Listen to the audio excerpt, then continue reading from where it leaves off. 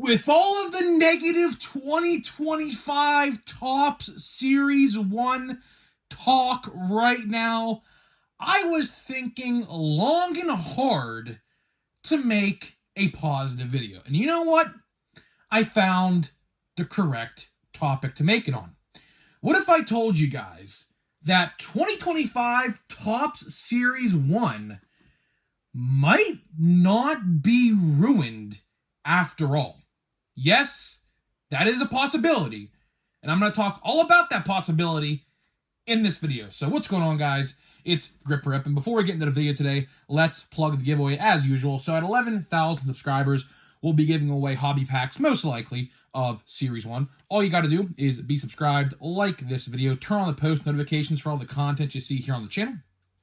And last, but certainly not least, leave a comment down in the comment section below of your craziest, wildest, and boldest takes you may have for this upcoming baseball season in a few short months. So let's get into it. I will say, it would be really cool to hit 11,000 before Series 1 comes out. We are on a trajectory. We had a huge growth spike in the last, I would say, about, give or take, week or so, week and a half or so, since the Series 1 news started to pick up. We've hit a growth spike here on the channel, and like to thank all y'all, man. Of course, I do this every day, so yeah, big thank you to you guys who make this possible, because, you know, without you guys watching, I wouldn't be doing this every day. So let's get into it, man. Series 1, right?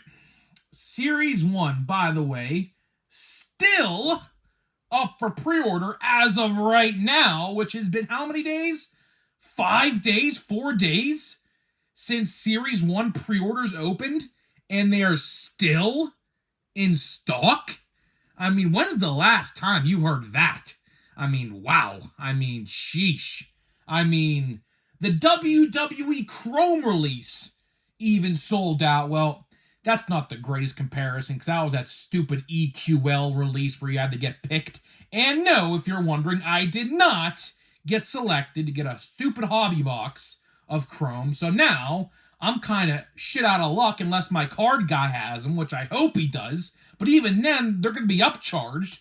They're not going to be $160 like they were on Topps.com. They'll probably be like $180 to $190, maybe even $200. But that's, I guess, okay. I mean, 2 autographs, not terrible. But either way, let's talk Series 1, right? So, Series 1. You know, there is a lot of negative talk right now with Series 1. And rightfully so. Rightfully so.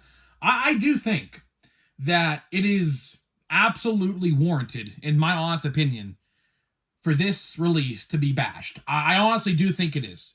I think that because, for one, don't like the odds. The odds, as you guys know, on paper, which we'll talk about why I say on paper, because just trust the process and see where this video goes.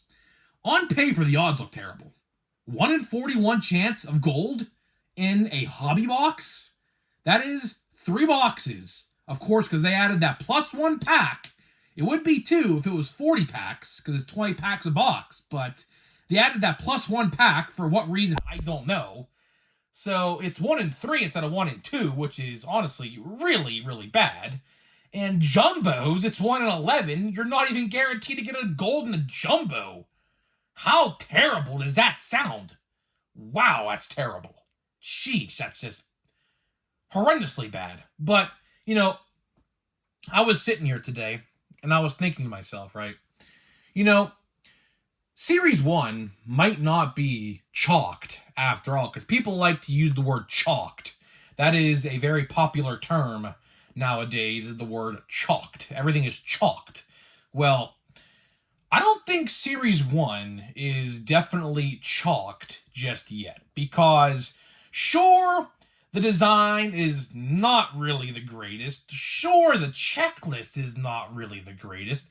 Sure, the odds on paper are not really the greatest. But we have seen this song and dance before. We have seen this song and dance play out before. Do you want to go back in time, just about 7-8 months ago, to the release of 2023 Topps Platinum Chrome Anniversary, which I hope comes out this year. If not, that's a freaking travesty and a half, because the checklist with those rookies is great, for one, and two, that would be abysmal if they canceled that release after the success of this past release, right? Let's go back about 7-8 months ago, or however long it's been, right? The odds for Platinum Chrome were not really that great. And you guys know what they do, and we're going to talk all about that in this video. I bought 9 blasters, right? Just for reference. The odds to pull an autograph in a blaster box of Platinum Chrome Anniversary is 1 in 9, okay? I pulled 5 autographs in 9 boxes. Now, clearly, some of you just might say that's luck. And okay, fine, if that's luck. My brother also pulled, I think, 2 autographs in 5 boxes. That is very, very good. And these weren't no slouch autographs either, by the way. He pulled the Bryce Harper red out of 5. I pulled a Barry Larkin out of 50 that is sitting right here as we speak. Right here. My favorite card I pulled in 2024 right there. Easily. Easily, right? So, we have seen this song and dance before. Now, if you're wondering how it's mathematically possible that I pulled 5 autos in 9 boxes, let me tell you how it's possible. Sure, the odds state 1 in 9. Sure. Fine, okay? But that's on paper. You're going to hear me say that a lot more in the next 10 minutes. On paper. On paper, the Series 1 odds are not good. But as you guys know, there is something called Wave 1, Wave 2, and a maybe Wave 3 in every Topps release. Now, how you know what waves are what? Let me tell you. So, in order to know this information, you would have to know your restock times. So, if you don't know your restock times, then you're kind of SOL. But if you do know your restock times, like for example, like let's just use Platinum Chrome, right? Like if you see Platinum Chrome restocked every week, and then one week you go and it's not there, and then the following week you go and it's there again, that is the start of Wave 2, okay? That's how you know. And then if there's a Wave 3, the same thing will happen. It won't be stocked, then all of a sudden, and the count of boxes goes down, by the way. So Wave 1, you know, at Target, typically 12 to 20, somewhere like that. Wave 2 is about maybe 8 to 12, and then Wave 3 is about maybe 5 or less, something like that. That's how you'll know, okay? What Topps does, and I talk about this all the time, is this ethical in any way possible? No. This is, what I'm about to tell you today and what you're about to hear is not ethical at all. It's not necessarily right, but Topps, it's all legal. I mean, this is all legal stuff we're talking here. At the end of the day, cards are a slot machine at the end of the day. But here's what Topps does. They will intentionally bulk up or basically roid up, like, you know, Barry Bonds-esque, a new release. They'll pump it out to the public to make it look very, very good. And what happens is it tricks your mind to buy more and more and more. Like, for example, let's just go back to Platinum Chrome last year, because this is the best example I could probably give. When Wave 2 rolled around, and I knew it was Wave 2 because I could just tell, I bought, I think, 4 blasters at that time. And out of all those blasters, I didn't pull a singular numbered card. Neither did my brother. My brother bought, I think, 2 or 3 as well. Out of all of our blaster boxes combined, Wave 1, we would have pulled at least 2 autographs, maybe even 3.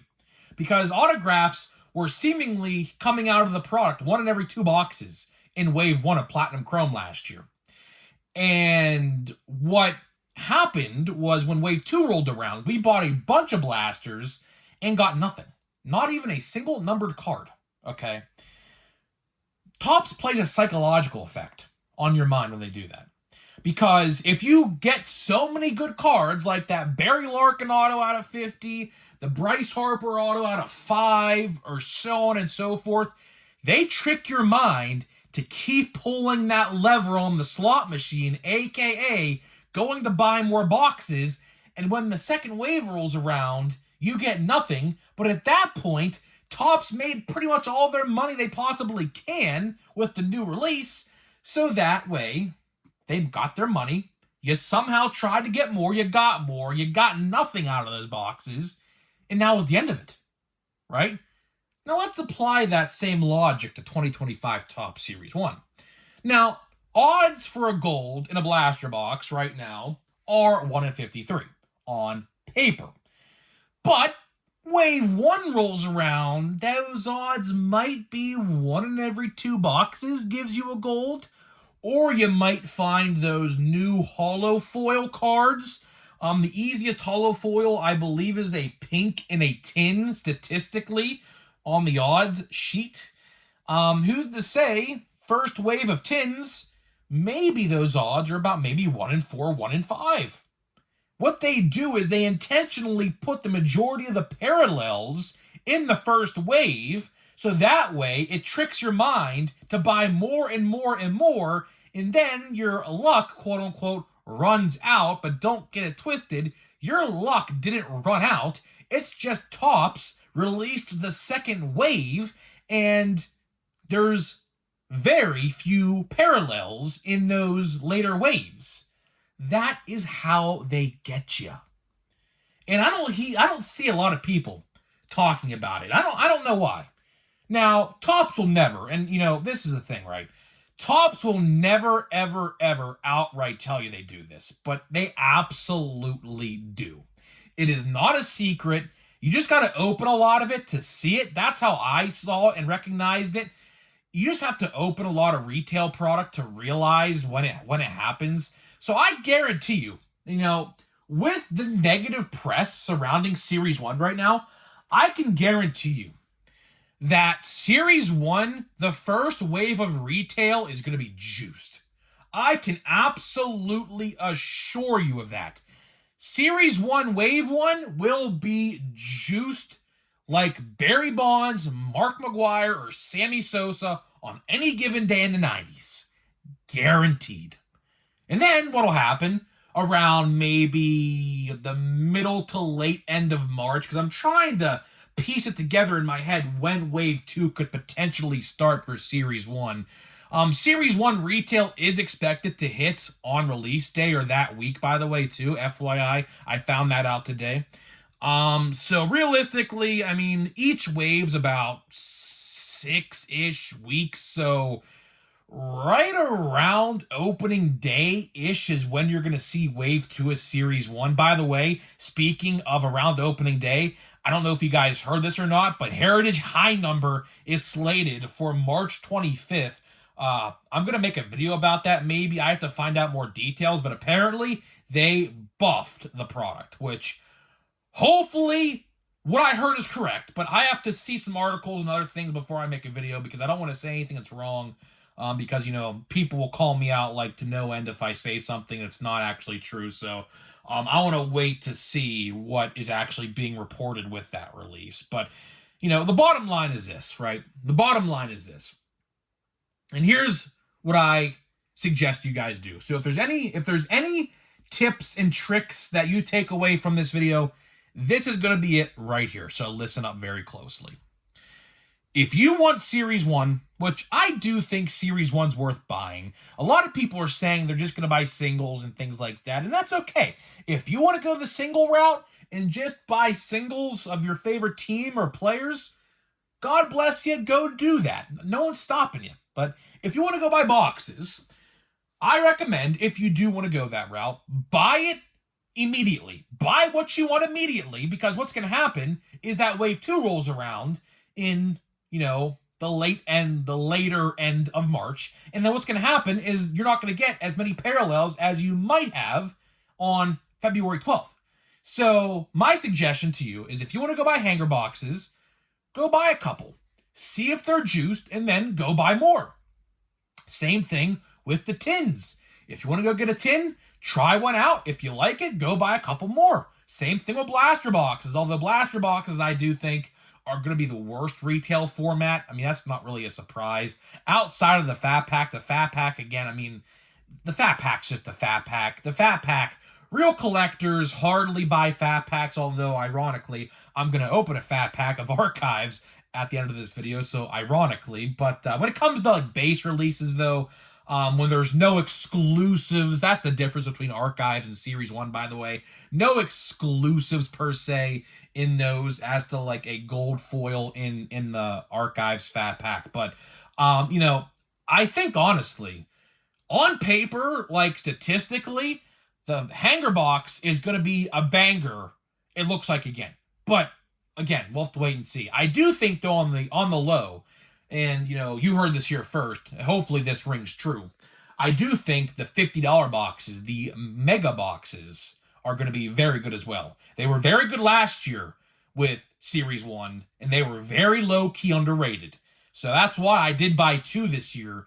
For now, maybe I'll buy a third. I don't know. But I bought 2 for now, and we'll see what happens there. But I bought 2. I really like the foil boards. They have exclusive foil board 1990 foil boards, like they did last year with the 1989. So that's why I bought them. I really do like those, and you can get them paralleled as well. So obviously, I would like to pull a parallel Paul Skeens or buy a parallel Paul Skeens 1990, assuming he has one. I would be shocked if he didn't have one in Series 1. I didn't look at the checklist for those, but I am willing to bet the 1990 checklist has a lot of year 2 players in it, like Merrill, Chourio, you know, Skeens, and so on and so forth. So either way, guys, that is all I got for you. So the takeaway of this video is if you want to get boxes for Series 1, get them early because, you know, they might be juiced. So that way you could say you had a good performance for Series 1. If you wait, you might not be able to say that. So either way, guys, that is all I got for you. So we're going to open a Fat Pack here of Archives in just 1 minute. But before I do that, let me tell you about today's sponsors of the video. Of course, this video today is sponsored by Smackin' and SeatGeek. Smackin' Sunflower Seeds, of course, linked down below. 10% off your entire purchase. They just released brand new salt and vinegar and teriyaki flavored sunflower seeds. Yes, you heard me right. So go give them a try.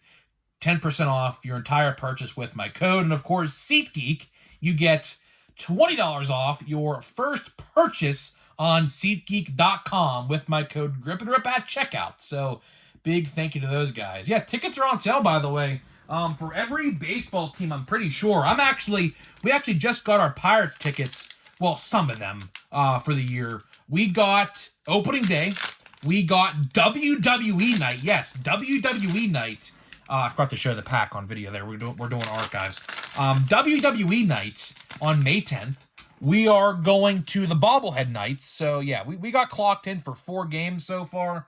I'm gonna go to more. I just have to see when Skeens pitches, because obviously I like to focus my games on the games that I go to in the there's Jason Dominguez, that's a good one. In the order of which Skeens pitches. Like if Skeens pitches like on a weekend, you bet your ass I'm there. Like that's just common knowledge. And Bubba Chandler, of course, is looking to get a call up.